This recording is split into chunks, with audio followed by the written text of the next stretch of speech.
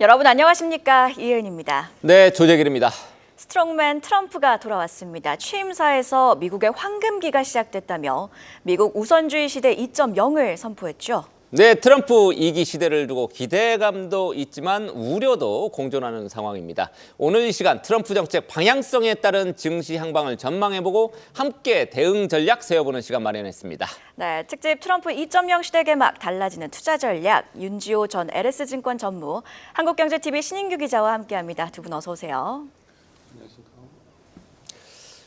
네, 먼저 뉴욕에 나가 있는 김종학 특파원 연결해서 현지 분위기를 전해 듣도록 하겠습니다. 김종학 특파원 지금 연결이 돼 있죠?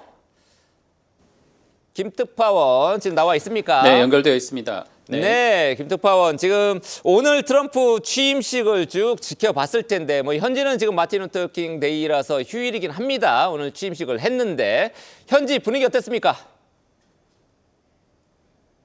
네, 이번 도널드 트럼프 미국 제47대 대통령에 대한 시장의 반응, 관심이 굉장히 강하게 나타나고 있습니다. 4년 만에 백악관에 재입성한 트럼프 대통령의 여러 메시지들이 시장에 다시 한번 친화적인 메시지를 줄 수 있다는 기대가 나오고 있습니다. 미 의사당 로툰다 홀에서 취임 선서를 가진 트럼프 대통령은 역사적인 힘과 속도로 행동하겠다며 강한 미국을 재건하겠다라는 의지를 밝혔습니다. 하루 전 또 오늘도 같은 장소에서 행사가 열리게 되는데 대형 경기장인 캐피탈원 아레나에서 지지자들과 가진 승리 집회에서도 미국 역사상 가장 멋진 첫날, 첫 주, 가장 놀라운 100일을 선사하겠다면서 대격변을 예고한 것과 같은 메시지를 오늘 전하고 있습니다. 오늘 트럼프 취임사의 면면을 살펴보면 그 100일 사이에 어떤 정책들을 속도감 있게 갈 수 있는지 알아볼 수 있는데 미국을 최우선에 두고 말씀해 주신 것처럼 황금 시대가 시작될 것이라면서 스스로 성장하는 나라인 점을 알도록 만들겠다라고 강조하고 있습니다. 이번 취임사에서는 곧 발동할 여러 행정명령과 관련되어 있는 정책들도 언급되어 있습니다. 현재까지는 서명이 아니라 현재까지는 책상에 여러 바인더들이 얹어져 있는 것으로 전해지고 있는데 국가 에너지 비상사태를 오늘 선포해서 석유를 마음껏 시추하도록 하겠다라는 오늘 취임사 내용이 담겨 있었습니다. 이를 통해서 다시 한번 미국을 제조업 국가로 만들겠다라는 그런 얘기입니다. 트럼프 대통령은 이를 통해서 물가를 낮추고 전략 비축유를 늘려서 에너지가 금을 넘어서는 가치를 갖도록 만들겠다고 강조하고 있습니다. 바이든 정부의 핵심 공약이었던 전기차 의무화 정책은 폐지하고 기존 자동차 공장 근로자들에 대해서는 공약을 지키겠다는 약속도 하고 있습니다. 또한 미국이 아닌 외국의 관세 부과를 늘려서 엄청난 자금들이 달러로 유입되도록 만들겠다라는 구상도 담겨 있는데요. 또 이민 정책에 대해서도 남부 국경에 즉시 국가 비상사태를 선포하고 불법 입국을 막는 등 그동안 예견돼 왔었던 정책에 속도를 낼 것으로 전망됩니다. 파나마 운하와 관련된 연설도 담겨 있는데 미국이 어떤 프로젝트보다 많은 돈을 쓰고 생명까지 잃어가면서 만든 자산을 어리석게도 다른 나라에 넘겼다면서 이를 되찾겠다 라고 말하고 있습니다. 이번 취임식에는 일론 머스크 테슬라 최고 경영자이자 정부 효율성위원회 공동위원장, 제프 베이조스 아마존 최고 경영자, 그리고 한때 갈등을 겪었던 마크 저커버그 메타 플랫폼 최고 경영자 등이 참석하는 등 자산만 해도 1조 3천억 달러에 달하는 기술 기업들이 참석하면서 강한 영향력을 보여주고 있습니다. 트럼프 대통령은 이번 대선 이후 최대 후원자인 일론 머스크의 우주 기술을 의식해서 화성에 우주인을 보내겠다는 메시지까지 취임사에 담는 등 기술 기업을 통한 성장을 강조하고 있기도 합니다. 다만 중국과 멕시코, 캐나다에 대한 관세 인상과 수입세 부과는 추후 검토하는 방안으로 물러섰고 틱톡 금지하는 보류하면서 시장에 긍정적인 반응을 만들어내고 있습니다. 트럼프 대통령의 취임과 관세 등에 대해서 보다 유연한 정책을 밝히면서 오늘 마틴 루터 킹 데이로 하루 휴장한 뉴욕 증시지만 선물 시장은 취임식 직후 상승세를 유지하고 있습니다. S&P 500 선물 기준으로 0.4% 정도를 유지하고 있고 직접 밈코인을 발행을 하면서 암호화폐에 대한 지지에 나선 트럼프 정책의 영향으로 비트코인 가격도 10만 달러 위를 지키고 있습니다. 반면 달러화 인덱스는 관세 부과 보류에 1%가량 현재 하락된 상태에 있고 에너지 가격도 1% 중반 낙폭을 보이고 있습니다. 월간은 트럼프 취임으로 시장 친화 정책이 이어지는 등 큰 변동성이 이번 주 이어질 것을 대비하고 있습니다. 인터랙티브 브로커스의 스티브 소스닉 수석 전략가는 관세 우려 완화로 결과로 달러화가 약해지면 다국적 기업들에게는 좋은 소식이 될 것이라고 전망하고 있습니다. 또한 이민과 에너지, 암호화폐 거래 등과 관련한 행정명령 서명이 이번에 오늘 내지 내일 이루어지게 된다면 이번 주 시장에 직접적인 촉매제가 될 것으로 전망하고 있습니다. 지금까지 뉴욕에서 전해드렸습니다.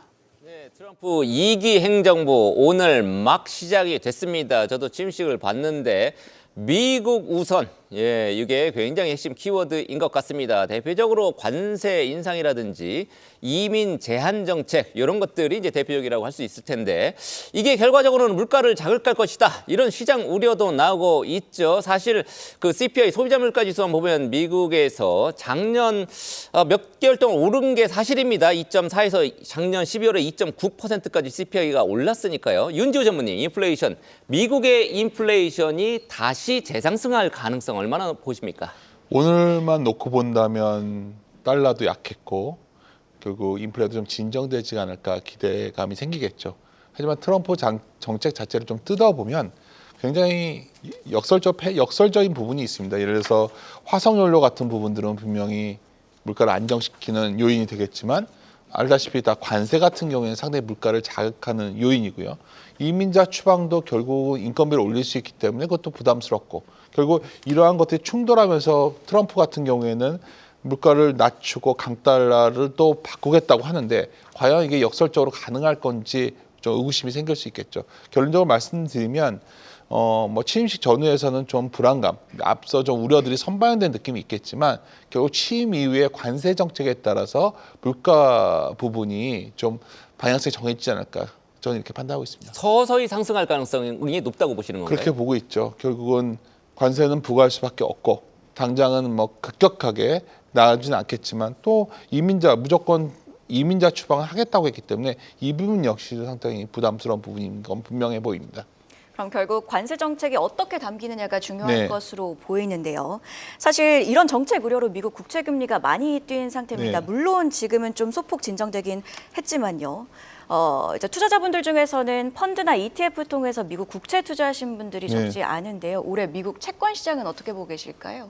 책감 바라볼 때 이럴 때를 보다 기간 프리미엄이 올라온다고 하거든요. 그래서 만기가 긴 채권을 보유 안 하려고 합니다. 왜냐하면 결국은 부채가 많이 늘면은 나라 빚을 많이 내면 장기 채권 같은 경우에는 리스크가 매우 커지는 상황이거든요. 어떻게 했던 간에 이자도 갚아야 되고 저리형 적자도 늘어날 수밖에 없는 상황이라면 금리에 대한 부담이 있죠. 그래서 그런지 금리 같은 경우에 과거 3.6에서 10년짜리가 미국채가 4.8 갔다가 4.6이었는데 아마 오늘 시장 열리고 나면 좀 진정되지 않을까 봅니다. 시장에서 한때 5%, 6% 전망까지 나왔었는데 그것까지는 안 제 보시는군요. 생각에는 오늘 같은 경우는 최소한 트럼프 집권 초기에는 관세 정책에 대해서 강한 어떤 시장에 충격을 주지 않았기 때문에 결국 채권 작용단이 움직일 것 같지는 않거든요. 알다시피 채권 작용단은 인플레이션 징후가 나오거나 아니면 정부 재정 통화 정책에 문제가 있다고 보면 국채를 대량 매도해가지고 막 흔들어 버리는데 나올 환경은 아닌 것 같고 그래서 당장은 좀 컸던 우려가 좀 진정되는 과정을 보고 있지만 다시 말씀드리지만 트럼프의 정책 자체가 결국은 재정을 늘릴 수밖에 없고 무엇보다 저 그림에 보다시피 재정 적자 전망을 보시면 뭐 때문에 저렇게 재정 적자가 쌓이냐 그 내용을 좀 뜯어보면 결국 이자 때문이거든요. 이런 높은 금리 하에서는 이 재정 적자 문제를 쉽게 진정시킬 수 없기 때문에 이러한 부분들 금리가 상당 기간 시장 금리를 기준금리를 낮춰도 기간 프리미엄이 높은 기간 금리들이 올라오는 이 흐름은 완전히 잡히지는 않을 것 같다 저는 이렇게 보고 있습니다. 네, 채권 금리가 조금 안정이 되더라도 네. 장기간 고공행진하는 거는 불가피하다 이렇게 볼 수 있는 그렇죠. 우리나라 국채가 마찬가지로 자본의 4.809인가 거의 3.6에서 4.8이면 어마어마한 채권 그렇죠. 금리가 상승이 있었는데 그렇게 5%를 위협하는 상황은 안 나오겠지만 그렇다고 해서 4% 깨고 가는 상황도 쉽지 않아 보인다. 상당 기간 좀 이렇게 판단하고 있습니다. 네, 사실 이제 국채 뭐 TLT라든지 TMF 이런 관련된 종목 투자하신 분들, 국내 ETF를 통해서 미국 국채 투자하신 분들도 꽤 많은데 지금 손실 보신 분들이 꽤 있단 말이죠. 작년에 굉장히 유행을 했었죠. 그렇습니다. 저도 조심스럽지만 채권 한번 이렇게 미국 경기가 좀 안 좋아지면서 금리가 좀 안정화되지 않을까 기존 있지만 뭐 그런 상황은 지금 쉽게 상반기 중에 실현되지는 않을 것 같다. 예, 저도 개인적으로 주변에 몇 분 뭐 추천하기도 했었는데 사과드립니다. 예, 이렇게 될 줄 몰랐습니다. 일단 작년 12월에 고용보고서 발표 이후에 연준이 기준금리를 더 이상 낮추지 못할 것이다. 이런 전망까지 등장했었죠. 하지만 소비자 물가가 시장 예상에 부합하게 발표한 다음에 분위기가 살짝 달라진 게 사실입니다.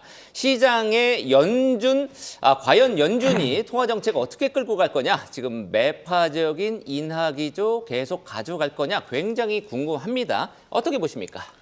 12월 점도표에서 물론 그때 금리 올해 2025년 금리에 대해서 4차례에서 두 차례 정도는 인하하지 않겠다 얘기를 했었는데 얼마 전까지만 해도 글로벌 IB에서는 상반기 중에는 인하 없을 거다 이런 얘기까지 나왔죠. 근데 이제 그 이유로 보면 미국 경기가 너무 뜨겁고 끈적끈적하기 때문입니다. 무엇보다 미국의 고용이 고민이죠. 예를 들어서 실질적으로 그 비농업 고용 같은 경우에는 예상치가 16만이었던 걸로 기억하는데 25만 이상 나왔던 걸로 알고 있거든요. 매우 뜨거웠고 어쨌든 간에 그 통화정책 의사록 12월의 거를 보면 아까 계속 말씀드린 이민정책이라는 것도 상당히 이것도 부담스러운 부분이 있다. 관세랑 이 두 가지 때문에. 그래서 일단 3월 점도표가 매우 중요할 것 같습니다. 지금 뭐 여러 가지 얘기를 하지만 연준 위원들의 무슨 생각을 갖고 있냐에 대해서 모두 여러 얘기를 하죠. 우리가 점도표를 열어봐야 우리가 알 수 있는데 12월 점도표에서는 올해를 두 차례 정도 봤다면 3월 점도표에서 이러한 불확실성을 감안해서 이걸 더 다 낮출지 유지할지 이게 관건이 되지 않을까 싶습니다. 참고적으로 말씀드리면 어떻게 했던 간에 과격한 관세를 하든 뭘 하든 인플레이션이 한 뭐 2%로 가고 있다면 걱정이 안 되는데 사실 이거는 아직 확신하기 이른 시점 아닐까요? 특히 고용 같은 경우에도 뭐 좀 다행스러운 거는 실업률 평균 자체는 올라오고 있기 때문에 고용 시장이 아주 뜨거운 건가. 그러니까 제가 말씀드리지만 여러 데이터들이 중첩돼서 다른 모습을 보이고 있기 때문에 일희일비하는 흐름이 상반기 중에는 이어질 수밖에 없지 않나. 흔히 이걸 갖다 금융시장에서는 불확실성이라고 하는데 특히 연준의 정책 기조에 대한 불확실성은 트럼프 이후에 뭐 파월의 어떤 지도력에 대한 의구심까지 겹치면서 좀 이어지지 않을까 이렇게 판단하고 있습니다. 네, 참고로 그 점도표는 이제 연준 위원들의 금리 전망이고요. 1년에 4번 나옵니다. 3, 6, 9, 12월. 다음 주 FOMC는 점도표는 없지만 3월 점도표를 확인해야 된다. 이런 설명이었습니다. 네, 이번에는 뉴욕 증시 이야기도 좀 해봐야 될 것 같은데요. 작년 뉴욕 증시가 워낙 뜨거웠다 맞습니다. 보니 올해 전망도 궁금해하시는 분들이 굉장히 많습니다. 올해 뉴욕 증시도 상승세를 계속 지속할까요? 뭐 좀 아메리카 넘버원 방식의 트럼프가 얘기했지만 골든에이지 얘기도 하고. 그렇죠. 뭐 전 세계 돈이 다 미국으로 들어가고 있고 우리가 모두 원하는 혁신 기업들의 미국의 기업들이기 때문에 뭐 미국 증시를 여기서 뭐 부러진다, 붕괴될 거다 이런 얘기하기 쉽지 않겠죠. 저희 같은 애널리스트 출신들이 할 수 있는 말은 뭐 밸류에이션 부분일 것 같습니다. 근데 쉴러라는 노벨상을 받았던 교수에 따르면 쉴러가 이제 퍼 PER 같은 경우는 좀 장기간을 놓고서 봤는데 놀라운 건 쉴러 기준의 PER로 보면 38배에 왔었거든요. 그러니까 이거는 다른 말로 하면 너무 높기 때문에 기대 수익률이 높지 않다는 거죠. 10년 국채에 비해서. 그래서 저는 오히려 미국 시장도 뭐 여기서 언제 어떻게 될지 모르겠지만 좀 부담스러운 수준이라면 미국의 투자에 대한 관심이 늘어나는 오히려 2025년은 미국의 투자에 관심, 예를 들어서 유럽 증시도 있을 수 있고 여기는 좀 우리 시장도 한국 증시도 매우 부진했지만 올해는 좀 기대해 볼 만하다 이런 얘기가 나오는 거는 미국이 안 좋다가 아니라 결국 미국의 시장에 대한 글로벌 유동성의 유익 가능성이 좀 있지 않나 이렇게 판단하고 있습니다. 그러면 어떻게 보면 미국 증시가 상대적으로 좀 지지부진하다 보니 머니무브라고 해서 다시 우리 시장으로 자금이 그렇죠. 들어올 가능성이 있다고 보시는 걸까요?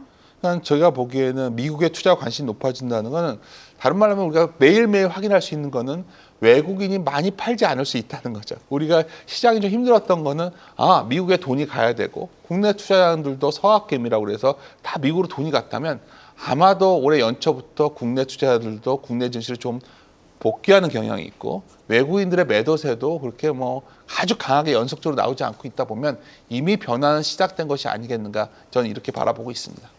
네, 이렇게 머니 무브에 대한 이야기까지 네. 한번 들어봤고요. 이번에는요, 트럼프 시대 시장을 움직일 정책들 짚어보겠습니다. 김예림 캐스터가 준비했습니다. 네, 트럼프 대통령이 드디어 4년 만에 백악관으로 금이 환영했습니다. 오늘 모두가 주목하던 성대한 취임식을 마무리한 트럼프 대통령은 이제 대대적인 행정명령을 발표할 예정인데요. 취임 첫날만큼은 독재자가 되겠다고 공언한 만큼 시장을 움직인 트럼프의 4가지 정책 지금 바로 확인해 보겠습니다. 첫 번째는 역시나 최근 증시의 상승세를 불러온 친기업 정책입니다. 트럼프 대통령은 미국의 경제를 회복시키겠다는 목적으로 대대적인 규제를 철폐할 예정인데요. 오늘 직접 국가 에너지 비상사태를 선포하고 이제 석유 시출을 확대할 계획입니다. 전기와 휘발유 가격을 절반으로 인하해 기업들의 비용을 절감해주고 인플레이션을 내리겠다는 전략인데요. 또 머스크 CEO가 정보 효율별 수장으로 등극한 만큼 AI를 비롯해 완전 자율주행 차량에 대한 규제를 완화하고 우주 산업을 위한 적극적인 투자도 지원할 예정입니다. 월가에서 가장 기대하는 건 아무래도 법인세 인하 등 친기업 정책을 바탕으로 글로벌 M&A가 활발해지는 건데요. JP모간에서는 올해 글로벌 M&A 시장이 15에서 20% 증가할 거라며 투자은행들은 이에 대비해 인력을 보강하기 시작했다고 밝혔고요. 일본이나 인도 등 최근 부각을 나타내는 아시아권 기업에 대한 사모펀드 투자 기회 역시 증가할 예정입니다. 파이낸셜 타임스에서는 올해 상반기 미국 증시의 대규모 IPO가 예상된다며 그 규모는 4년 만에 최고 수준을 기록할 거라 내다보고 있습니다. 두 번째는 전 세계가 숨죽이며 바라보고 있는 관세 정책입니다. 트럼프 대통령은 앞서 모든 수입품에 최대 20%의 보편 관세를, 중국산에는 60%의 관세를 부과하겠다고 선언했었죠. 대선에서 승리하고 나선 캐나다와 멕시코에는 각각 25%의 관세를, 중국에는 10%의 추가 관세를 부과하겠다고 밝히기도 했습니다. 최근에는 미국과의 무역에 대한 세금을 걷겠다며 관세를 거듯 대외 수입청을 신설하겠다고도 직접 말했는데요. 오늘 취임사에서도 이 부분을 강조하기도 했습니다. 또 관세 부과를 정당화하기 위해 국가경제 비상사태 선포 또한 고려하고 있다는 CNN의 보도도 있었고요. 베센트 재무장관 지명자 역시 미국의 협상 전략으로 달러화 수요를 낮추는 제재보다는 관세를 활용하겠다고 밝히면서 관세는 이제 전 세계 경제를 뒤흔들 무기로 여겨질 전망입니다. 다음 정책은 1호 행정명령으로 예고한 이민 정책입니다. 오늘 취임사에서부터 남북 국경에 대한 비상사태를 선포하고 군대를 국경에 보내겠다고 천명했는데요. 예정대로라면 트럼프 대통령은 취임 둘째 날, 그러니까 내일부터 시카고를 시작으로 대대적인 불법 이민자 추방 작전을 개시할 예정입니다. 하지만 그동안 상대적으로 저렴한 이민자들의 노동력이 미국의 주요 산업, 특히 건설과 농업 분야를 지탱해주고 있었는데요. 그만큼 관세와 함께 불법 이민자 추방은 기업들의 인건비를 오르게 하고 트럼플레이션을 불러오면서 결국 연준의 금리 인하 사이클을 중단하게 만드는 것입니다. 그럼 바로 이어서 마지막으로 연준의 독립성에 대해 짚어볼까요? 연준은 지난 12월 통화정책회의에서 올해 금리 인하 횟수를 기존 4회에서 2회로 수정했습니다.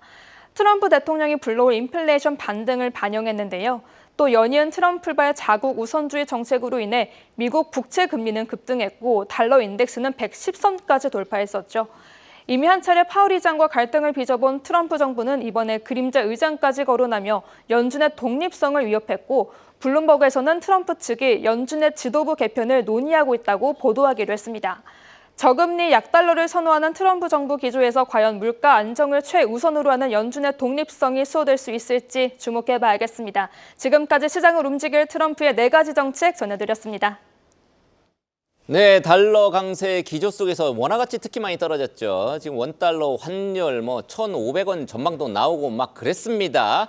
다만 오늘 새벽 2시 기준으로 1,444원까지 조금 누그러지기는 했습니다. 올해 원달러 환율 전망 굉장히 궁금한데 윤 전무님 어떻게 보십니까? 우리가 모두가 이런 말을 했었거든요. 트럼프의 입에 달려있다. 오늘 아침 이걸 확인해 준 거 아닌가 싶습니다. 결국 미국이 관세 정책을 밀어붙이면 달러 강세 이름은 멈출 수가 없고요. 그렇게 되면 원화도 우려대로 거의 1,500원 가치로 갈 수 있었겠죠. 근데 만약 트럼프가 이런 관세 정책을 협상력으로만 쓰고 급격하게 시행하지 않는다면 달러 강세는 좀 진정될 수 있습니다. 즉 원화 약세를 촉발시켰던 대외 요인들은 좀 진정될 수 있는 흐름이 오늘 기대가 생겼죠. 문제는 또 하나 국내 요인이 있었습니다. 이차용 총재가 말한 대로 결국 국내 정치적 불확실성 12월 3일 이후에 불확실성이 원화 약세를 좀 키운 면은 있는데 이 역시 아직 뭐 완벽하게 수습되지는 않았겠지만 그래도 어디서 결말을 향해 가고 있기 때문에 제가 보기엔 1,500원대로 다시 치솟을 가능성은 좀 낮아지지 않았나. 결국 원화가 여기서 아까 마찬가지로 말씀드리지만 뭐 달러가 엄청나게 약세로 다시 돌고 그러면서 원화도 뭐 다시 1,200원대 가고 이런 흐름은 안 나오겠지만 최소한 1,500원대를 도전할 가능성보다는 1,400원을 좀 위협하는 그런 원화가 다소 약세가 진정되는 그런 흐름의 가능성이 매우 높아 보인다. 저는 오늘 아침에 좀 그런 판단을 내렸습니다. 예, 일단 고점은 찍은 걸로 보시네요. 달러 인덱스가 10월에 100이었습니다. 100 초반. 예, 그러다 110까지 갔었죠. 거의 109. 맞아요. 그 당시만 해도 110 가고 넘어가면 네. 원달러 1,500원 넘어간다. 뭐 이런 컨셉에서 컸지만 여기에 결론적인 거는 아까 이민 정책보다 트럼프가 정말 취임 첫날부터 관세를 갖다가 정말 충격적으로 정책을 내놓을 것인가. 그게 아닌 게 오늘 아침에 드러났기 때문에 원화도 약세가 진정되고 미국 채권 시장도 아마 시장이 열리고 나면 진정되고 뭐 그런 의미에서 본다면 한국 증시도 좀 그래도 더 선전할 수 있는 그런 계기가 마련되지 않았나 저는 이렇게 바라보고 있습니다. 네, 저희가 미국도 봐야 되지만 이번 주는 일본도 봐야 될 것 같습니다. 며칠 후면 일본은행도 금리를 결정하게 되는데요. 네. 우에다 총재 발언으로 좀 밀어보면 금리 인상할 가능성이 높아졌는데 윤 전무님께서는 어떤 행보를 보이실 거라고 예상을 하는지 그리고 또 사실 시장이 가장 걱정하는 건 엔캐리 트레이드 청산 우려인데 맞아요. 이 우려가 재현될 가능성은 얼마나 높다고 보실까요? 결론적으로 BOJ는 금리를 인상할 거로 봅니다. 왜냐하면 그 23일, 24일인데 지금 뭐 올리면 이제 0.5거든요. 당연히 지금 현재 일본의 여러 상황을 감안하면 올릴 수밖에 없는 상황이 아닐까. 물론 3월 정도 올릴 거로 봤는데 이게 앞당겨진다는 측면에서 보면 좀 부담스러운 부분이 있죠. 사실 방금 전에 지적하신 것처럼 글로벌 유동성의 상당수가 엔화를 차입해 가지거나 매도해 가지고 달러를 사거나 특히 미국의 성장주를 많이 샀거든요. 빅테크 많이 샀죠. 그렇죠. 그래서 우리가 작년 7월 말에 8월 초에 글로벌 증시의 요동을 보면서 이거 재현되는 거 아니야 두려운데 사실 기억을 좀만 떠올려 보시면 당시에는 미국 경제가 또 우려가 매우 컸었습니다. 당시에 미국 고용 지표 좀 우려가 나오면서 미국 경기 둔화 우려와 맞물려서 좀 글로벌 좀 엔캐리 청산 이 우려가 있었죠. 여하튼 이번에 금리를 올리고 제가 보기에는 뭐 더 금리를 올리지 않을까 봅니다. 일본 같은 경우에 이런 흐름 속에서 뭐 당장보다는 저는 7월과 12월 정도에도 BOJ가 금리 인상을 선택한다면 이번뿐만 아니라 이 부분은 갈면 갈수록 소위 미국 증시를 이끌었던 빅테크에 대한 유동성 부담은 분명히 나오지 않을까 바라보고 있습니다. 근데 네. 당장 지금 뭐 엔화가 여기서 강세로 간다 한들 뭐 150엔을 깨고 이럴 가능성은 크지 않기 때문에 현재 155엔 정도죠. 154.7 정도 예. 되더라고요. 그래서 그런 흠이 아니라면 이번에 일본 은행에서 금리 올리더라도 지난 8월 5일에 작년 8월 5일에 엔캐리 청산 공포 이게 재현될 가능성은 낮다. 저는 이렇게 바라보고 있습니다. 미국의 일본이죠. 일본의 기준금리 연 0.25% 세계에서 가장 낮은데 네. 어느 정도까지 올릴 걸로 보세요? 지금 이번에 올리면 0.5가 될 거고 조심스러운데 뭐 1% 전후까지는 1% 정도 올해 중에 왜냐하면 뭐 일본이 어떻게 했던 간에 최근에 여러 흐름을 본다면 금리를 올려도 일본만 놓고 본다면 상당히 그 금리에 적응해가는 상황이 오고 있다는 점에서 본다면 더 늦출 수도 없어요. 일본도 여기서 만약 그 네. 시기를 놓치면 네. 일본 경제도 취약하기 때문에 BOJ가 좀 그러한 판단을 낼 수밖에 없다. 그래서 네. 뭐 시장에서 두려운 거는 뭐 미국 그 강제 청산 위험을 다 많이 얘기하고 뭐 그때 기억 되돌려 보시면 작년 8월 5일에 엔캐리 청산이 전 세계 규모가 엔캐리 자금이 얼마고 뭐 이런 거 얘기했지만 다시 말씀드리면 그 당시에는 이 BOJ의 액션도 있었지만 액션에 대한 두려움을 키웠던 결국 미국 경기가 흔들릴지 모른다는 두려움이 컸다면 지금은 그 상황과 다르지 않습니까? 오히려 올 가을 이후에 미국 경기가 흔들린다는 혹시 시그널이 나올 때 일본 금리가 더 올라오면 그때는 한 번 더 불안해질 수 있지 않나 이렇게 바라보고 있습니다. 네, 일단 이번 주 금요일이 됩니다. 일본은행 기준금리 올릴 가능성이 매우 높고 사실 뭐 임금도 올라가고 물가도 조금 불안한 그렇죠. 상황이기 때문에 이제 기준금리를 올릴 걸로 이제 우리 윤 전무님도 보셨고요. 다만 NK 트레이드 청산에 따른 증시 불안은 재현되지 않을 걸로 이렇게 지금 내다 보셨습니다. 국내 경기 한번 보겠습니다. 어제 한국은행의 1월 경기 진단 보고 저도 뭐 깜짝 놀랐습니다. 원래 1.8 1.9 이렇게 보던 거를 1.6에서 1.7 정도까지밖에 성장을 못할 거다. 우리나라 GDP 증가율 기준입니다. 내수 많이 부진하죠. 지금 뭐 계엄 사태도 있었고 무한공항 뭐 사고도 있었고요. 수출도 안 좋습니다. 전국 굉장히 혼란스럽죠. 올해 국내 경기 지금 어떻게 보십니까? 제가 그림을 하나 좀 가져왔는데요. 우리가 80년대만 해도 한국의 성장률이 한 평균이 4.7 정도 나왔었습니다. 그러니까 그때 한국 증시 엄청 좋았죠. 중국 모멘텀의 힘은 성장이었고요. 2010년 이후에 보면은 우리가 한 2.7 정도 나왔습니다. 방금 사회자님께서 말씀하신 게 한국은행에서 원래 1.9 정도 봤는데 내년 1.8, 올해 당장 1%대 중반 얘기를 하는데 걱정되는 거는 1% 아마 우리나라의 평균적인 성장률 평균이 상당히 내려가지 않나는. 잠재 성장률. 그렇죠. 네. 그러면 뭐 우리가 성장률이 금리도 우리 금리가 최근에 우리 한국 금리는 미국에 비해서 상당히 안정되어 있었거든요. 그러한 게 성장률 반영한가 아닌가 이렇게 보고 있고요. 사실 그 16일 기준금리 동결 이후에 이창용 총재가 간담회 보면은 뭐 소비 내수 안 좋고 우리가 길거리만 가도 다 알 수 있지 않습니까? 이 부분도 강조했지만 올해 걱정되는 거는 수출 증가율이 이렇게 내려오고 있다는 거죠. 그리고 특히 아까 우리 트럼프 취임 첫날이기 때문에 트럼프의 어떤 관세 정책이 오늘 같은 경우에는 시장에 두렵지 않게 나왔지만 좀 지나면서 정말 말했던 보편 관세 내지 이런 것들이 더 강하게 나온다면 아마도 좀 그런 성장률 전망이 1.5 미만까지 나올 수 있지 않을까. 근데 여기서 제가 그림에 아까 보여드린 게 뭐냐면 한국 증시는 원래 한번 위기가 오면 평균 성장률이 확 떨어졌다가 올라오거든요. 그때가 주식을 사는 타임이었습니다. 항상. 2009년이 그러했고 2020년도 그러했죠.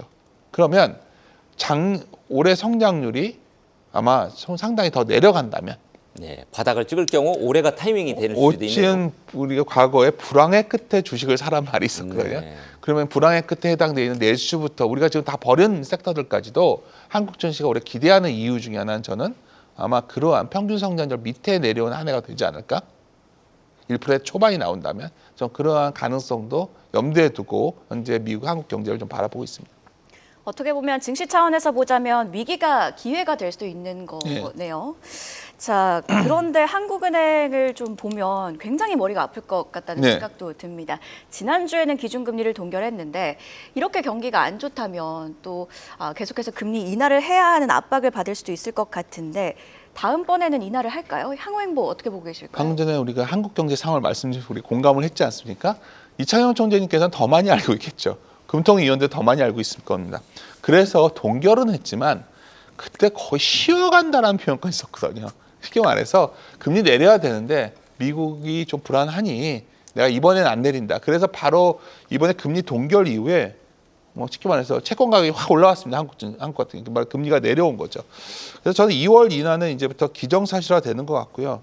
근데 결국 연준의 정책과 좀 발을 맞추겠지만 국내 요인만 바라본다면 저는 금리를 더 낮출 수밖에 없다. 저는 뭐 지금 상당히 3% 미만까지 또 볼 수 있고 네, 2월 3.0이니까. 그렇죠. 그러니까 얼마까지 보세요? 2월, 4월 내리면은 한 2.5? 네. 그 정도까지는 일단 열어놓고 보관하고 있습니다. 네. 그래서 연간으로 전망하면 지금 뭐 자막에 2.25까지 전망하셨다고. 그러니까 그거는 저희 채권 애널리스트 저 알던 친구들한테 통화했는데 뭐 이게 저희가 전망이라는 게 지금 현재 한국 경제를 감안하면 성장률 감안하면 지금 빨리 내려야 되지 빨리 않겠어요? 내려야죠. 뭐 예. 2.25도 뭐 내려간다는 게 부담스럽지 않은 너무나 당연한 수준 아닐까. 다만 우리나라가 기축통화국가가 아니기 때문에 대외 요인을 감안해야 된다는 점에서 우리가 속도를 못 낼 뿐입니다. 환율 때문에. 네. 그렇습니다. 자, 작년에 우리 코스피 코스닥 뭐 인버스로 세계 1등 했습니다. 뭐 세계 거의 꼴찌했죠. 올 들어서 조금 분위기가 달라지긴 했습니다. 네. 올해 우리 국내 증시 주가 지수 전망 어떻게 봐야 됩니까?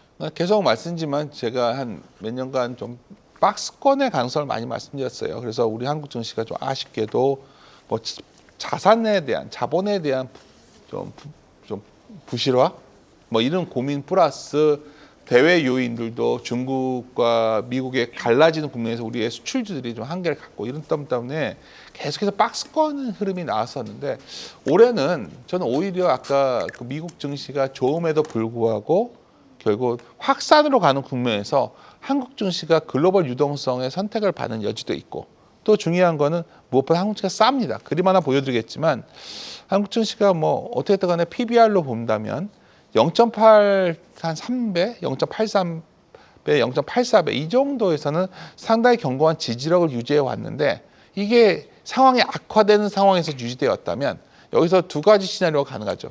미국이 박스권만 유지해진다면 한국 증시는 아마 추세적으로 상당히 상승하는 흐름이 나올 가능성이 높은데 올해 중에 미국 증시가 아마 빅테크 중심으로 한번 조정이 격하게 온다면 하단이 좀 더 열릴 수는 있겠죠. 하지만 장기적으로 본다면 한국 증시는 싼 데다가 상대적인 어떤 글로벌 유동성의 선택을 받을 가능성도 있고 게다가 어찌됐든 간에 우리나라 기업들 중에 중국을 미국이 배제함으로써 혜택을 보는 기업들도 있기 때문에 이러한 조합을 잘 섞어서 접근한다면 아마 2025년은 2023년, 2024년과는 다른 그래도 우리 증시 바라보면서 조롱하지 않는 그런 한 해가 되지 않을까 저는 이렇게 바라보고 있습니다. 가장 핵심 요인 밸류에이션 먼저 얘기하셨습니다. 네. 네, 작년에는 전교 꼴등을 했지만 올해는 전교 1등을 하는 한국 증시 기대해 보고요. 이런 추세적인 흐름 속에서 올해 국내 증시에서 유망하다고 생각하는 업종과 좀 부진할 것으로 전망되는 업종은 어디로 보고 계실까요? 이게 또 상반기, 하반기가 좀 다를 건 같은데요. 많이 진행된 걸 얘기할 수밖에 없습니다. 근데 가장 핵심적인 조합은 결국 트럼프가 중국을 배제하는 강도에 따라서 우리의 수혜 업종이 확 드러날 것 같습니다. 만약에 중국을 배제하는 속도가 더 강하게 된다면 오히려 그 예외 대표적인 조선 아니겠습니까? 최근에 조선도 해당되고 전력 인프라도 해당되고 이런 것들이 있고요. 성장하는 산업 측면에서 본다면 아마 우리 최근에 많은 개인 투자자분들도 로봇 주식들 바라보고 있는데 로봇이 될 수밖에 없죠. 왜냐하면 미국의 공장을 갖다가 리쇼링 하겠다고 했는데 뭐 워낙 미국에 특파원도 가 계셨기 때문에 아시겠지만 미국의 노동력의 질이 그리 우수하지 않은 걸로 많이 알려져 있고 비용도 비싸다 본다면 결국 공장 자동화라던가 결국 그러한 소위 좀 대체적인 방법을 찾을 수밖에 없다. 그렇게 본다면 아마 트럼프 수혜주로 총칭되는 좀 이러한 것들이 관심이 가고요. 우리나라 측면에서 본다면 한국이 이미 선진국이 됐다고 본다면 우리의 문화를 수출하는 업종들이 그래도 상대적인 선택을 받을 가능성이 높다. 화장품에도 그런 기업이 좀 있고 엔터에도 좀 있고 또 음식료에도 좀 있죠. 이런 기업들은 상대적인 가격 매력이 생길 때마다 좀 접근해도 된다고 보고 있습니다. 그리고 무엇보다 중요한 거는 최근에 결국 글로벌 국내 유동성도 계속 그 큰 집행기관들에서 국내 증시에 돈을 줄여왔거든요, 투자를. 근데 최근에 밝혀진 바로는 결국 국내 비중이 너무 낮아져 있다는 평가가 나오죠. 대표적인 국민연금 아니겠습니까? 그러면 결국 회수했던 자금들을 다시 재배분하는 국면이 올해 나온다. 그러면 작년이나 재작년에 가장 회수가 많이 됐던 자금들을 바라보시면 우리가 다 알 수 있듯이 가치주 개념들이 강했거든요. 그러면 가치주 스타일의 중소형주들은 아마 올해 기관들의 재집행이 나온다면 상당히 시장에서 아웃퍼폼하는 그런 촉발시키는 모멘텀이 되지 않을까. 그래서 저는 오히려 이러한 측면에서 바라보는 여러 가지 조합을 찾아보는 지혜가 필요할 것 같고요. 부진한 건 내수인데 내수도 어떻게 보면 선별을 좋아해야 되는 상황입니다. 결국 내수 같은 경우에는 어떻게 보면 중점을 두고 신규 사업에 진출한 내수주를 찾아서 바닥 논리를 찾아갈 수 있고요. 다만 부진한 업종 중에서 소재와 철강은 여전히 좀 부담스럽다. 왜냐하면 이런 장치 화학도 그렇고 또 중국이 너무 이게 뭐 중국의 밀어내기 수출이요. 이게 제가 보기에는 정말 좋았던 우리나라의 퓨어 케미칼 회사들이 공장을 거의 셧다운하는 느낌을 가는 이유는 뭐 어쩔 수 없는 선택 아닐까. 그래서 이쪽은 싸도 조심해야 되지 않나. 그래서 자산 중에 우리가 PBR로 2023년 말 기준으로 PBR 한 배 미만 종목이 47%인데요. 네. PBR 한 배 미만이에 싸다고 볼 수가 없는 게 어떤 종목들은 PBR 0.3배 이하여도 그 자산 자체가 부실 자산이라면 뭐 뜯어서 팔 수도 없는 자산이라면 네. 그런 내놔도 안 가능성, 팔리는 공장들이 몇 그렇죠. 있죠. 그런 자산 화학공장. 종목들은 좀 피해야 되지 않나 보고 있습니다. 알겠습니다. 지금 트럼프 2기 행정부 막 시작이 됐다고 좀 아까도 여러 번 말씀을 드렸습니다. 오늘부터 트럼프 대통령 줄줄이 행정명령에 서명을 할 텐데 우리 신기 기자랑 이제 얘기를 나눠보겠습니다. 처음에 인사하고 계속 안 나와가지고 뭐 집에 간 거 아니었죠? 우리 신 기자. 네. 자, 행정명령이 정확히 뭔지, 효력은 어디까지인지부터 좀 살펴보겠습니다. 행정명령이라는 것은 미국 대통령이 헌법에 부여한 권한에 따라서 의회 승인 없이 연방정부의 주요 기관장이나 기관 그리고 이 공무원들한테 내릴 수 있는 명령을 말합니다. 법적 구속력이 있기 때문에 우리나라 이 대통령령에 비해서 보다 적극적인 통치행위라고 볼 수가 있는데 에이브러햄 링컨 대통령이 선언한 노예 해방령이 대표적인 이 이 행정명령이었습니다. 특정 산업 육성을 위한 행정명령 역시 가능합니다. 이 퇴임 직전인 지난 1월 14일이었습니다. 바이든 전 대통령이 서명했던 AI 구축 데이터 센터 구축 관련 명령이 그런 사례고요. 보통 이 행정명령의 유효기간이라는 것은 대통령의 이 임기와 동일한 것으로 인식이 됩니다. 그래서 역대 대통령들의 행정명령 발동 시기라든가 이런 것들을 보면은 보통 취임 초에 많이 있었고요.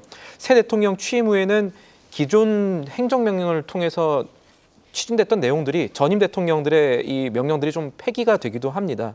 이 전임 바이든 대통령의 경우 임기 동안 160건의 행정명령을 발표를 했고요.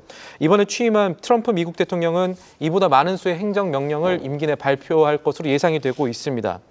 외신에선 취임 첫날에 200건의 행정명령 서명이 있을 수 있다는 보도도 나왔고요.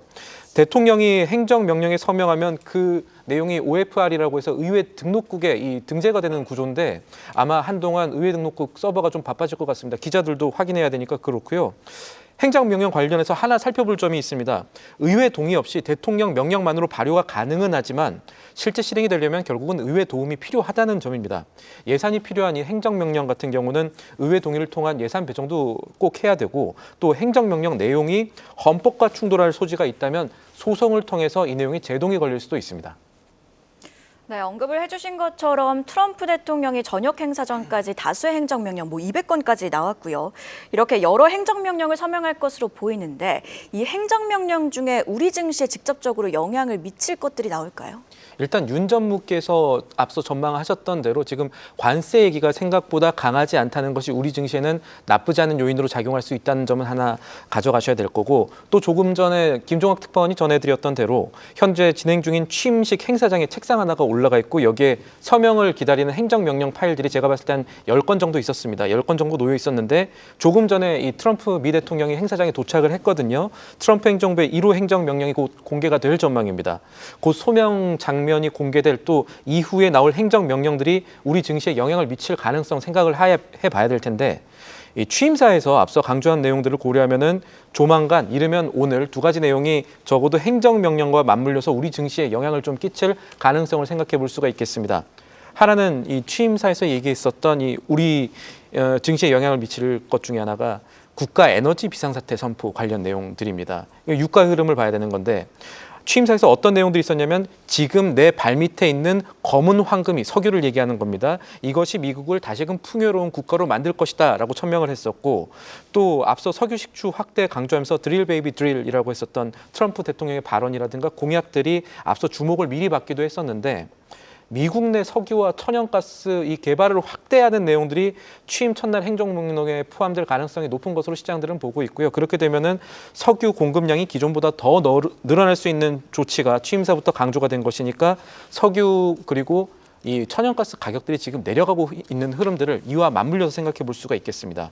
석유 공급 늘려서 유가 낮추고 이를 통해서 물가 잡는다는 게 트럼프 행정부의 보관일 텐데 그런데 이를 위해서 해결해야 될 과제들이 좀 있습니다. 이 트럼프 신임 대통령의 의도대로라면은 전임 바이든 대통령의 행정명령 가운데 하나였던 미국 연안 내 석유 그리고 천연가스 개발 금지 조처를 폐지를 해야 되는데요. 이게 바이든 대통령이 퇴임을 얼마 앞두고 내린 조치입니다. 그런데 미국의 헌법상 미국의 특정 수역을 개발할 수 있도록 하는 권한은 대통령한테 줬는데, 그러니까 이 보호할 수 있는 권한은 줬지만 이것을 되돌리는, 처리하는 권한은 사실 헌법상에 명시가 되어 있지 않거든요. 그래서 전례가 있습니다. 트럼프 행정부 1기였던 2017년이었습니다. 연안 시추를 제안했던 이 전임 버락 오바마 전 대통령의 조처를 뒤집고 트럼프 행정부가 1기 때 행정명령 통해서 이 연안 시추 작업 확대할 수 있도록 해보려고 했는데 이거를 법원이 불법이라고 판결했었던 전례, 역시 이것도 앞으로의 유가 흐름과 관련해서는 변수가 될 수 있겠습니다. 그리고 또 하나는 이 국내 전기차 2차 전지주에 상당히 좀 미리 반영이 되어 있었던 내용이기는 합니다. 새로운 행정명령 따라서 이 그린 뉴딜을 종식시키고 전기차 의무화, 이거는 제조사 관련된 정책이기도 하지만 2차 전지 관련주들한테 영향을 더 많이 미칠 수가 있겠죠. 이 전기차 제조 의무 규정 폐지한다는 내용이 취임사에 있었고 아마 이것도 행정명령으로 발효할 전망입니다. 그래서 2차 전지와 전기차 관련 기업들 투자 심리에는 악영향을 미칠 수 있는 내용들도 이번 이 행정명령에 포함될 수 있다는 점 생각해 보셔야겠습니다. 네, 오늘 우리 한국경제TV 방송을 통해서 쏙쏙 나오는 속보들도 확인을 해보시죠. 자, 그럼 증권가에서 본 트럼프 시대 국내 증시 투자 전략도 짚어보겠습니다. 심수영 캐스터입니다. 막을 올린 트럼프 시대 국내 증시 투자 전략은 어떻게 세워야 할지 앞으로의 전망과 유망 섹터 통해 살펴봅니다. 먼저 트럼프의 정책 기조부터 짚어볼 필요가 있을 것 같은데요. 우리는 오랫동안 다른 나라에 의해 이용당해왔다. 트럼프가 해온 말입니다. 트럼프가 내세운 대부분의 정책들은 여기에서 출발했다고 해도 과언이 아닌데요. 방위비 증액, 관세 인상, 심지어 팀플레이인 친환경에서 빠지고 전통에너지로 회귀하는 것까지 다 같은 맥락이죠. 앞으로는 하나를 받아야 하나를 내주는 철저한 거래주의 외교가 예상되는 가운데 증권가에서 입을 모아 수혜가 예상된다고 하는 업종들도 몇 가지 있습니다. 어떤 업종들이었을까요? 우선 증권가에서는 너나 할 것 없이 조선 섹터의 수혜를 예상하고 있습니다. 트럼프 2기 행정부 출범 이후부터 글로벌 LNG 투자와 생산 모멘텀이 확대될 것이라는 전망이 나오고 있기 때문인데요. 특히 앞서 트럼프 당선인이 미국의 조선업은 한국의 협력과 도움이 필요하다고 말하며 관련주들 상승세 보여왔죠. 조선주 내에서는 HD 한국조선해양, 삼성중공업, 한화오션 등이 유망 종목으로 꼽히고 있다는 점 참고해 보시죠. 다음으로 방산 섹터도 수혜가 예상됩니다. 관련해 유진투자증권에서는 미국이 동맹의 중요성을 강조하면서도 동맹국들의 군사 투자를 통한 자기 능력 개선에 초점을 맞출 것이라 전망했는데요. 각국 정부가 자체 방어 시스템을 구축하기 위해 방위비 증액에 나선다면 자연스레 국내 방산 기업들의 수주 물량도 늘어날 것으로 예상되고요. 증권가에서는 한화 에어로스페이스, LIG 넥스원, 현대 로템 등의 수혜를 전망했습니다. 또 원전 및 전력 설비 섹터도 전망이 긍정적입니다. 인공지능 수요 확대로 데이터 센터에 대한 투자 수요가 여전한 가운데 트럼프 당선인은 200억 달러 규모의 데이터 센터 건설 계획을 발표한 바 있고요. 트럼프 2기 에너지 장관 후보자가 소형 원전의 생산이 확대돼야 한다는 발언을 내놓은 가운데 대신증권에서는 앞으로도 팀 코러스를 필두로 관련 업종의 수혜가 예상된다고 전망했습니다. 원전 섹터에서는 소형 원전 관련주로 꼽히는 두산 에너빌리티, 한전기술이, 전력 설비 섹터에서는 HD 현대일렉트릭과 LS 일렉트릭 등이 수혜주로 지목됐습니다. 이외 트럼프 정부의 정책으로 인플레이션 압력이 커질 경우 금리 인하 속도 조절로 이어질 수 있는 만큼 금융주들의 수혜가 예상되고 있고요. 증권가에서는 전통 에너지의 복귀가 예고된 만큼 화석에너지 밸류체인에 포함되는 종목도 수혜를 입을 것으로 전망하고 있습니다. 1기 때보다 더 파격적인 행보가 예상되는 트럼프 2기. 하지만 변동성은 곧 증시에서 기회를 뜻하는 만큼 앞으로가 더 기대되는 투자 전략, 저희 한국경제TV와 함께 준비해보시죠. 지금까지 심수연이었습니다. 네, 국내 증시에서 가장 큰 비중을 차지하는 업종, 바로 반도체 업종이 좀 부진합니다. 현 시점에서는 투자 전략을 어떻게 짜야 될까요? 걱정되는 건 레거시 메모리 부진은 지속될 것이고 HBM 같은 경우에도 공기과에 대한 약간 시각들도 조금씩 나오고 있습니다. 근데 가장 핵심은 중국의 추격이죠. 얼마 전에 트렌드 포스트에서 나온 자료를 봤는데 그림 잠깐 보여드리겠지만은 중국의 창신 메모리가 어마어마하게 물량을 쏟아내고 있습니다. 물론 아까 말한 철강화학 정도는 아니겠지만 사실 레거시 메모리 같은 경우에는 상당히 부담스러운 상황에 중국이 이미 쫓아왔다. 그래서 반도체 같은 경우에도 뭐 TSMC나 엔비디아 연상하면 좋아 보이고 반대로 뭐 인텔이나 물론 좀 레거시를 연상하면 안 좋아 보이고 이게 중점대에 있는 중립적인 상황 아니겠나 이렇게 바라보고 있습니다. 네, CXMT라든지 뭐 YMTC 이런 데들이 맞습니다. 너무 물량 공세를 하는 것 같아요. 화학이나 철강이나 똑같은데 네. 삼성전자나 SK하이닉스 뭐 비슷합니까 전략이? 그러니까 SK 하이닉스를 당연히 최선호주로 둘 수밖에 없는 게 거기에 있죠. 그러니까 반도체 라인에 보시면 삼성전자 쪽에 밸류체인에 있는 기업들은 여전히 부진하고요. 하이닉스 밸류체인에 있는 기업들은 좋은 이유는 당연히 이쪽은 경쟁이 약한 지역에서 경쟁을 하고 있고 하이닉스는 삼성전자는 중국의 소위 아까 보여드렸지만 밀어내기에 바로 직접적으로 노출되어 있다 보니 이의 온도차가 계속 벌어지고 있지 않나 이렇게 바라보고 있습니다. 네, 상당수 전문가들의 인식이 비슷한 것 같습니다. SK하이닉스 올 들어서 주가 많이 뛰고 있죠. 자, 전기차 얘기도 좀 들어보겠습니다. 2차 전지 투자자의 10명 중에 뭐 9분 이상은 다 지금 손실을 보고 계실 텐데 2차 전지 투자 전략 어떻게 짜야 됩니까? 뭐 여전히 말이 좀 조심스러운데 네. 여전히 밸류 부담이 크죠. PBR로 보면 놀랍게도 4배에서 11배까지도 이미 나옵니다. 근데 사실 이게 멀티플, 그러니까 소위 밸류를 확장하는 멀티플을 많이 줄 수 있는 시기라면 실적 추진가 좀 올라가야 멀티플을 줄 수 있는데 대략 애널리스트 컨센서스를 보면 25년에서 27년까지 실적 추진에서 크게 내려갑니다. 오히려.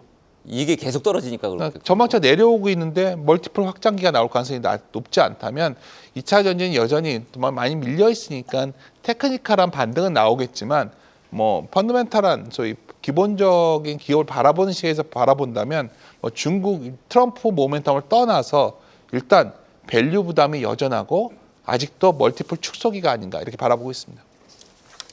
네, 그렇다면 올해 글로벌 시장 중에서 유망하다고 생각하시는 지역을 딱 하나만 꼽자면 어디? 하나요? 아니면 여러 가지도 괜찮습니다. 그러니까 맨 처음에 답을 제 생각을 말씀드렸던 것 같은데 결국 지금은 미국이 최선호일 수밖에 없죠. 근데 달러 강세가 주춤해지고 미국의 밸류 부담이 커지는 상황이라면 소위 기대 순위 그렇다면은 결국 비달러 자산의 기회가 온다면 저는 오늘 좀 조심스럽지만 한국도 상당히 이제는 올해는 바라봐야 된다 그런 시각을 좀 강조드리고 싶습니다. 네, 이번에는 원자재도 좀 여쭤보려고 하는데요. 작년 한 해 동안 금값이 정말 고공행진했습니다. 그리고 최근에는요, 추위 때문에 뭐 미국 천연가스 선물이 급등락을 계속했는데 눈여겨볼 만한 원자재가 있다면 어딜까요? 큰 빅 트렌드는 결국 금이 선호받는 거는 결국 달러에 대한 여러 가지 고민들이 섞여 있기 때문에 올해도 그건 자유롭지 않기 때문에 뭐 금 가격이 여기서 좀 조정을 받아준다면 또 금은 여전히 매력적이고 또 하나 우리가 큰 트렌드 중에 하나가 기후 아니겠습니까? 뭐 또 여름이 되고 올해도 또 그렇게 덥다면 작년에 제가 놀랬던 게 제가 커피를 되게 좋아하는데 그 기후 변화 때문에 커피랑 카카오가 정말 많이 올랐습니다. 원자재 투자자들에서 가장 레버리지 큰 돈 벌었던 펀드들은 다 거기였는데 맞아요. 폴바셋도 뭐 커피값 올린다고 그러고. 그러니까 주산지가 베트남이나 브라질인데 거의 뭐 기후 변화 때문에 이게 잘 회복이 안 되는 경향이 있다고 합니다. 그래서 여러 가지 기후 변화에 관련된 농산물들 이런 가격들도 분명히 원자재의 대안이 될 수 있다. 저는 이렇게 판단하고 있습니다. 네, 지금 자막에 코코아도 나오는데 코코아도 마찬가지. 코코아도 사실 이제 그 가격이 굉장히 급등했거든요. 최근에 맞습니다. 2배 넘게. 그렇죠. 뭐 우리가 많이 먹는 과자류에 들어가 있는데 하여튼 기후라는 게 특히 트럼프가 취임 이후에 뭐 누가 맞는지는 모르겠지만 그 환경에 대한 그 소위 그 규제를 여전히 완화시켜 버린다면 기후 변화가 상식적으로 더 촉발될 수 있기 때문에 그런 불안감이 좀 있는 상황입니다. 네, 마지막으로 유가 한번 여쭤보겠습니다. 지금 서울에서 주유하시는 분들 리터당 1,700원 다 넘게 지금 주유를 하실 텐데 굉장히 지금 어려운 상황이죠. 국제유가 최근에 WTI 서부 텍사스 원유 기준으로 배럴당 $80 넘기도 했었는데 다행히 며칠 동안 지금은 조금 하향 안정세를 보이고 있단 말이죠. 유가 전망 어떻게 보세요? 2024년에 오페크 플러스에서 생산 재개도 안 하면서 어떻게 하든지 유가를 부양하려 했는데도 안 됐습니다. 그렇게 본다면 트럼프 정책까지 나온다면 유가는 상당히 하락 안정화되지 않을까. 많이 떨어질 걸로 보세요? 예, 이게 아마 트럼프가 물가를 잡을 수 있는 묘안이라고 주장을 하고 있고 더 중요한 건 작년에 생산 공급을 갖다가 과잉을 해결이 되지 않는다는 게 또 확인됐기 때문에 이게까지 겹치면서 가능할 좀 유가는 안정되지 않을까 이렇게 바라보고 있습니다. 네, 여기까지 듣겠습니다. 지금까지 윤지호 전 LS증권 전무, 한국경제TV 신인규 기자와 함께 트럼프 2.0 시대 국내 증시 투자 전략 세워봤습니다. 함께해 주셔서 고맙습니다. 계속해서 다양한 경제 이슈를 알고 싶다면 구독과 좋아요, 알림 설정 부탁드립니다. AI 캐스터 권미정이었습니다.